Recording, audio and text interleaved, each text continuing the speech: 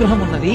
అక్కడికి వెళ్ళాలనేటటువంటి కోరిక పుట్టడం అసలు కొన్ని కోట్ల జన్మలెత్తితే తప్ప అరుణాచల పర్వతం గురించి తెలుసుకోడు.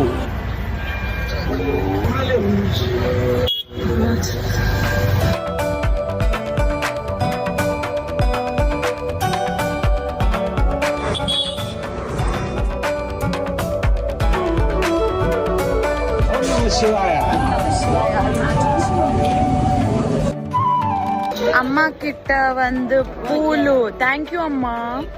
ఎనీవే రాజగోపురం దగ్గరికి వచ్చేసాం.